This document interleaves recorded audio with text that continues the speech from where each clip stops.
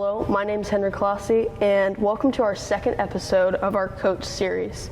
Today we are here with Coach Aaron Hilbers, our cadet basketball coach. How are you doing today? Doing well, thank you. How long have you been coaching basketball? I've been coaching for roughly 10 years, but it's not 10 years straight. I first started in 2001 helping coach my youngest brother's high school intramural team. So that's kind of where I got started, and then fast forward to when my oldest son went in kindergarten, they needed basketball coaches. He was interested in playing, so I got started then, and I've been coaching for about 9 seasons straight now. That's cool. And how long have you been with us at St. Michael? Is this your first year? No, this is not my first year here. I've been here at St. Michael for, if I have to guess, a neighborhood of 6 years. Cool.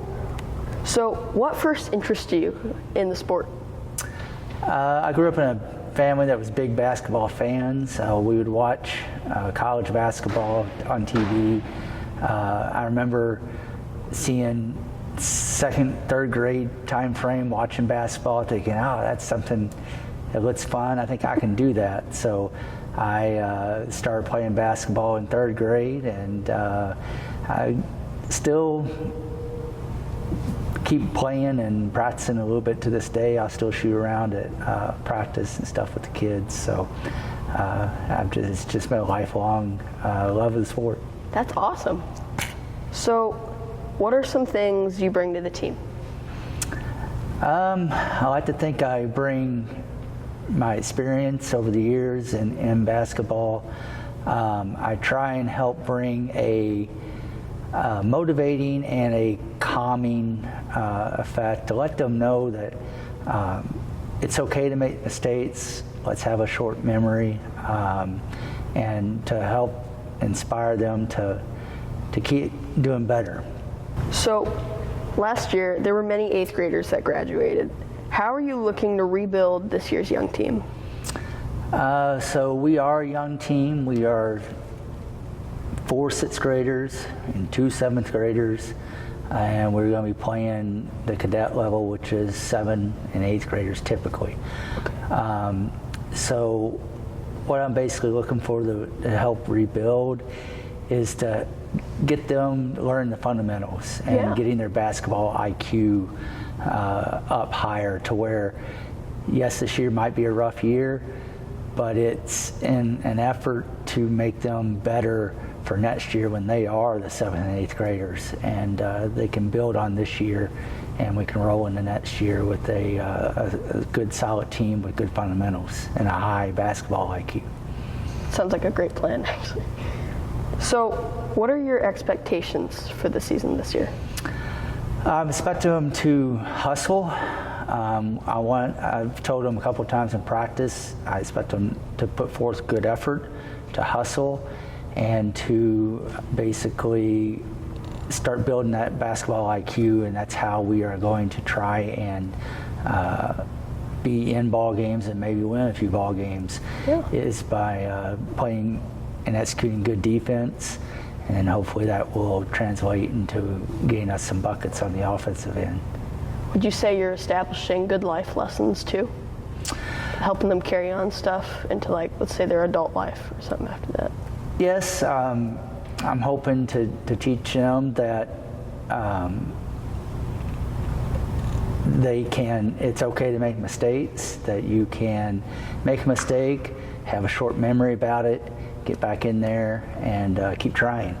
That's ultimately what I think every coach wants, is their young kids to take that into adulthood, that just because something bad might happen or they make a mistake, that they can't recover from it, that you can get up, keep going. There's a next play, there's a next game. Same way in life, there's always tomorrow. Cool. So what have you noticed that sets this team apart from any other CYO teams? Well, this is early in the season. We haven't started our CYO schedule yet. We won't start that until about November 23rd is our first game. But looking back at previous seasons with this group and other groups, it's the way the boys carry themselves and how seriously they take playing. You might see other kids in other teams, they might be goofing off during warm-ups or something like that. Most of the time the kids I coach, they are disciplined. They run their drills. They put forth the effort, and it turns out to be a good motivator for them, and it pays dividends later in the season. Yeah. So you're telling me your teams, or team in this case, really focus on the game? They do. They focus and they take what I'm teaching them seriously, which is great, because that means they want to be there and they want to learn and they want to be the best player they can be. How have your assistant coaches helped out, and what do they bring to the team? I will randomly pull parents into practice from time to time, because we are such a small team. We have 6 players.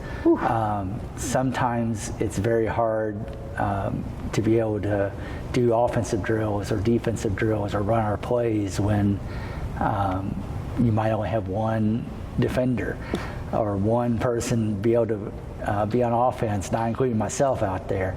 So Coach Brinkman and Coach Chris, I brought them into a couple of different practices to help our team see what it's going to be like to be going up against certain defenses and certain offensives to help practice. So that's a big help when you're kind of shorthanded on players. Wow. It sounds like it works. Because were you doing that last year? Last year I was coaching the 5th and 6th team, but we did have, I think we had 5 5th graders and 5 6th graders, so we did have enough. But I would bring in parents just to be getting bigger bodies in there and give them some experience on trying to shoot over taller adults and things like that. So it does help with Coach Brinkman helped me out in practice then, and there was some others too. So I try and pull in some people to help me out, because I need the help for sure. So what impact do you want to leave on your players this season? I want them to basically develop, become better each game or in each practice. There's a lot of coaches, and you'll hear it, become 1% better. Just do something every day that gets you 1% better.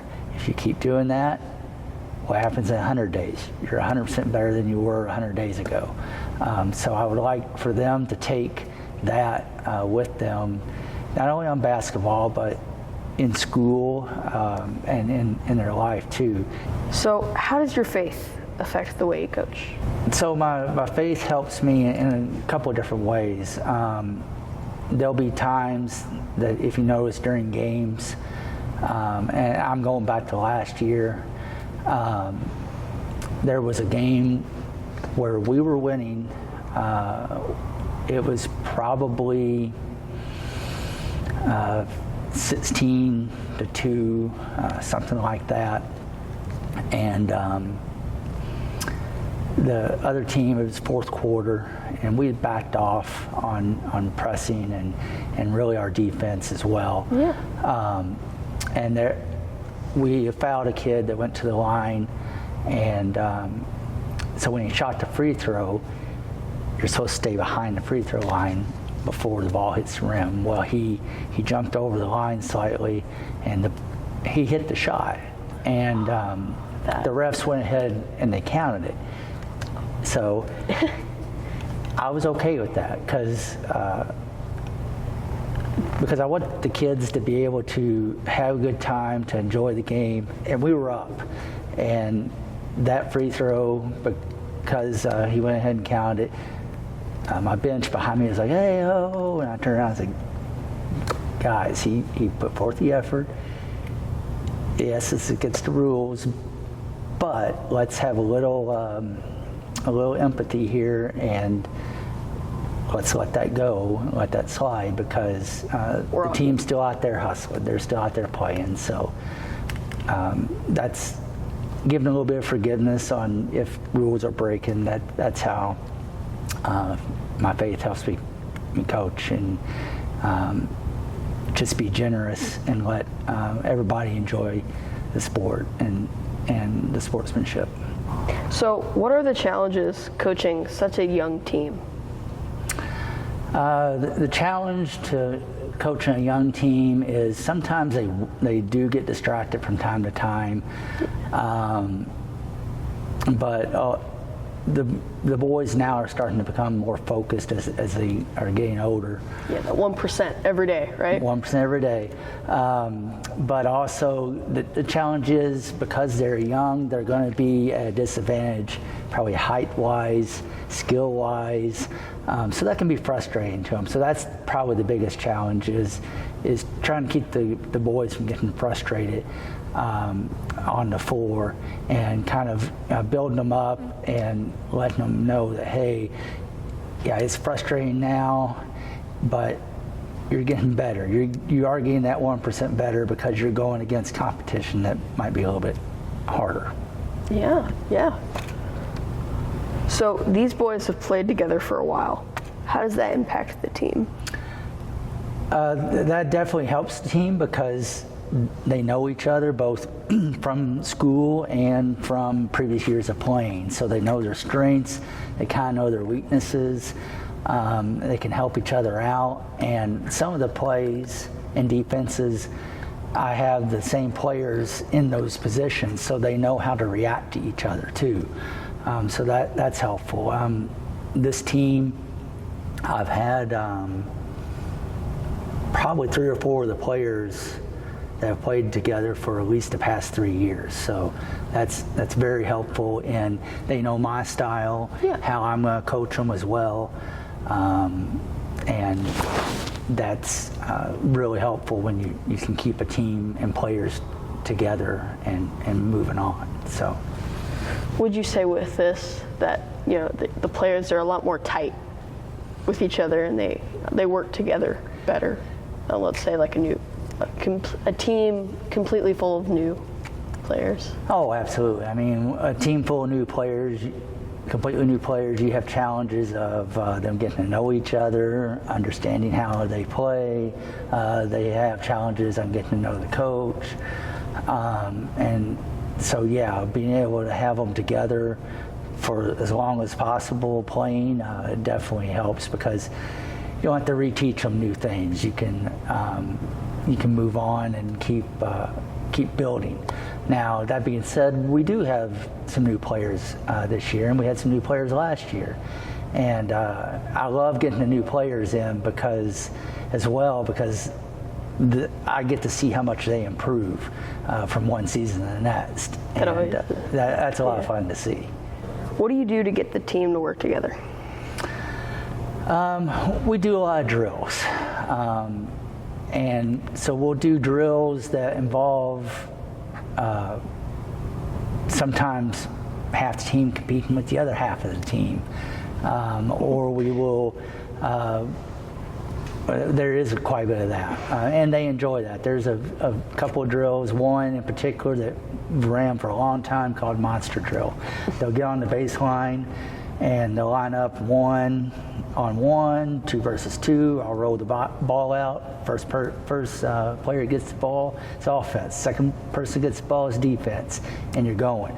And trying to attack the basket and score. So that's 1v1. We'll make it 2v2, and since we have 6, we'll go 3-on-3, just rolling the ball out. And they really enjoy that drill. They really get after it and defend well and do good on offense, and that's a really good way to get them to work together, and they mix it up. So it's not the same one each time, and we'll mix it up. So that's one of the good ways that we get them to work together and get them motivated. Okay, so what drives your commitment to St. Michael? I enjoy giving back, and giving back this way in both basketball. I have also given back to the pack here, Cub Scout pack at St. Michael. I was a den leader for 8 years as well. So part of that is because my boys have gone here and came through. But part of it is also watching the different, whether it be the Cub Scouts or the basketball players, just grow up and change through the years. And it's a fun experience to watch them from when they're, second grade, and now some of them are sixth grade, or in my oldest son's case, I've watched them from second grade to now they're juniors in high school. So that kind of helps drive the commitment to give back to the community and watch the kids grow and become fantastic young men. That's about all the time we have today. Thank you, Coach, for taking the time to sit down and talk with me. And thank you guys for watching. Thanks, Henry. Thank you. It's great to talk with you.